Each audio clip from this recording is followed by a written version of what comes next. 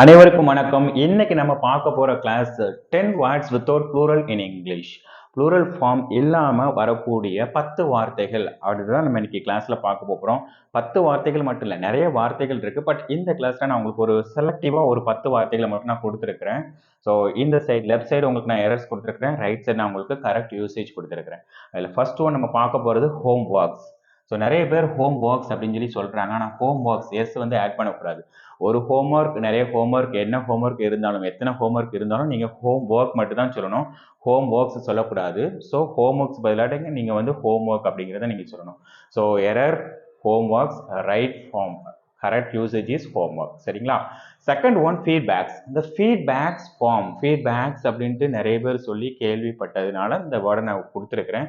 ஆக்சுவலாக feedbacks S வந்து பயன்படுத்தக்கூடாது, ஃபீட்பேக் மட்டும் தான் சொல்லணும். ஒருத்தர் கொடுத்தாலும் ஃபீட்பேக் தான், நிறைய பேர் கொடுத்தாலும் ஃபீட்பேக் தான். ஃபீட்பேக்ஸ்ன்னு என்ன பண்ணக்கூடாது, ப்ளூரல் ஃபார்ம் நமக்கு அது வந்து யூஸ் பண்ணக்கூடாது. ஸோ சிங்குலர் ஃபார்ம் தான் யூஸ் பண்ணணும்.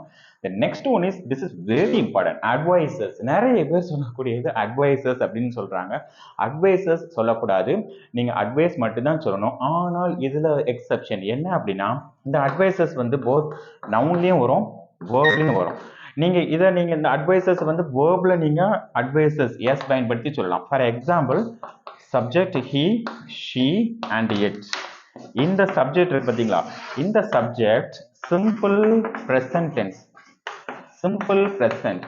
ஸோ சிம்பிள் பிரசன்ட் டென்ஸ் தான் நீங்க சொல்லும் போது ஹி, ஷி, இட் வந்து வாய்ப்பு இல்லை. சரிங்களா? ஹி, ஷி சொல்லும் போது நீங்க இதை யூஸ் பண்ணும்போது அட்வைஸ் கூட நீங்க எஸ் வந்து என்ன பண்ணணும், கண்டிப்பாக ஆட் பண்ணணும். ஏன்னா இது எல்லாமே தேர்ட் பர்சன் சிங்குலர் சப்ஜெக்ட். நம்ம ஏற்கனவே சொல்லியிருக்கோம் சிம்பிள் பிரசன்ட் டென்ஸ். அந்த சிம்பிள் பிரசன்ட் டென்ஸ்னுடைய ரூல் படி நீங்க பாத்தீங்கன்னா third person singular subject he, she இருக்கு பாத்தீங்களா, இந்த ஹி, ஷி, இட் மூணு சப்ஜெக்ட் வந்துச்சுன்னா நீங்க வந்து வேர்ப் கூட எஸ் அல்லது இஎஸ் அல்லது ஐஎஸ் சேர்க்கணும். ஸோ இங்க ஹி, ஷி வந்திருக்குது, இட் வந்து நீங்க அட்வைசஸ் அதை எடுக்க முடியாது. அதனால ஹி, ஷி.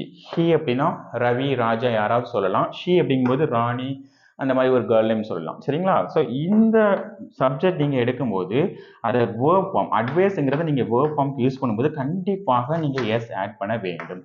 ஸோ நவுனுக்கு ஒரு ஃபார்ம் இருக்கும், வேர்ப் ஒரு ஃபார்ம் இருக்கும். நவுனுக்கு நீங்க வந்து அட்வைஸ் மட்டும்தான் எடுக்கணும், எஸ் எடுக்கக்கூடாது. ஆனால் இதுவே நீங்க வேர்ப் யூஸ் பண்ணீங்கன்னா third person singular form he, she இதை நீங்க யூஸ் பண்ணீங்கன்னா கண்டிப்பாக இங்க எஸ் சேர்க்கணும். இதுதான் நிறைய பேர் கேட்கக்கூடிய டவுட். இது ரொம்ப கேர்ஃபுல்லா இருக்கணும். அடுத்தது பாருங்க, மணிஸ்.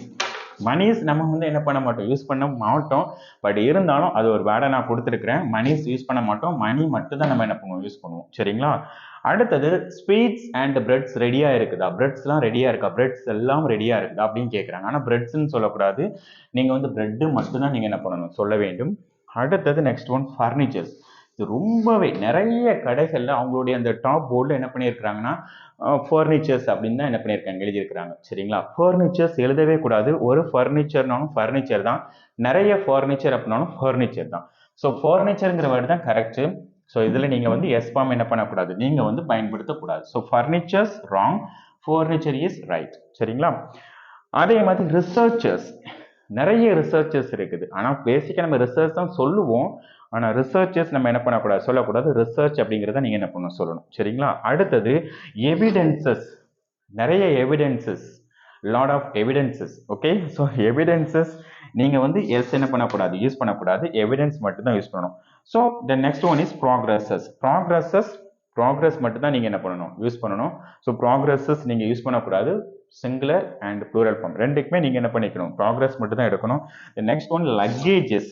லக்கேஜஸ், ஓகே, லக்கேஜஸ் நம்ம என்ன பண்ணக்கூடாது, இதில் யூஸ் பண்ணக்கூடாது. ஸோ லக்கேஜஸ் நீங்கள் வந்து இங்கே லக்கேஜ் அப்படிங்கிறத நீங்கள் என்ன பண்ணணும், யூஸ் பண்ணணும். ஸோ நான் ஆல்ரெடி உங்களுக்கு எஸ் என்னது கொடுத்து வச்சிருக்கிறேன். பட் நம்ம என்னது எஸ் வந்து யூஸ் பண்ணக்கூடாது. Luggages is wrong. நீங்கள் வந்து என்ன பண்ணிக்கணும், லக்கேஜ் மட்டும் தான் யூஸ் பண்ணணும், எஸ் என்ன பண்ணக்கூடாது, இதில் வந்து நீங்கள் யூஸ் பண்ணக்கூடாது. Okay, so error spotting. So இது வந்து எரர் ஸ்பாட்டிங் அப்படிங்கிறதுக்கும் வரும். ஃபார் எக்ஸாம்பிள், நீங்கள் வந்து ஒரு டான்செட் எக்ஸாம் ப்ரிப்பேர் பண்ணுறீங்க, எம்பிஏ என்ட்ரன்ஸ் அல்லது யூபிஎஸ்சி எக்ஸாம், இதுக்காக நீங்கள் ப்ரிப்பேர் பண்ணுறீங்கன்னா காம்படிட்டிவ் எக்ஸாமுக்கு இந்த மாதிரி உங்களுக்கு வந்து எரர் ஸ்பாட்டிங் வந்து இது ரொம்பவே யூஸ்ஃபுல்லாக இருக்கும். எரர் ஸ்பாட்டிங் உங்களுக்கு 5 மார்க்ஸ் என்னது அல்லது 10 மார்க்ஸ் வரைக்கும் கேட்கறதுக்கு வாய்ப்பு இருக்குது. ஸோ அதுக்கு இது ரொம்பவே யூஸ்ஃபுல்லாக இருக்கும். சரிங்களா? ஓகே, ஸோ இந்த வீடியோ உங்களுக்கு ரொம்ப பிடிச்சிருக்குன்னு நினைக்கிறேன். மேற்கொண்டு இதே மாதிரி வேர்ட்ஸ் நான் என்ன பண்ணுறேன், கொடுக்குறேன். நம்ம சேனல் எப்பவுமே என்ன பண்ணுங்க, கனெக்டடாக இருங்க. கண்டிப்பாக இந்த வீடியோ எல்லாத்தையும் ஷேர் பண்ணுங்க. ஸோ அடுத்த வீடியோ நம்ம பார்க்கலாம். Okay, thank you so much. Thank you all.